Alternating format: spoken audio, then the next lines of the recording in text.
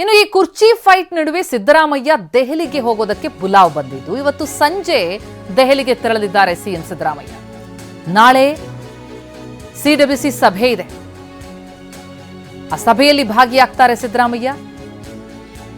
ಕಾಂಗ್ರೆಸ್ ಕಾರ್ಯಕಾರಿಣಿಯಲ್ಲಿ ಕುರ್ಚಿ ಕಾಳಗದ ಬಗ್ಗೆ ಚರ್ಚೆಯಾಗತ್ತಾ? ಕುತೂಹಲ ಇದೆ. ಸಿಡಬ್ಲ್ಯೂಸಿ ಸಭೆಗೆ ನಿನ್ನೆಯಷ್ಟೇ ಸಿಎಂಗೆ ಆಹ್ವಾನ ಬಂತು. ಸಭೆಗೆ ಆಹ್ವಾನಿಸಿದ್ರಿಂದಾಗಿ ದೆಹಲಿಗೆ ಇವತ್ತು ಪ್ರಯಾಣ ಬೆಳೆಸ್ತಾ ಇದ್ದಾರೆ.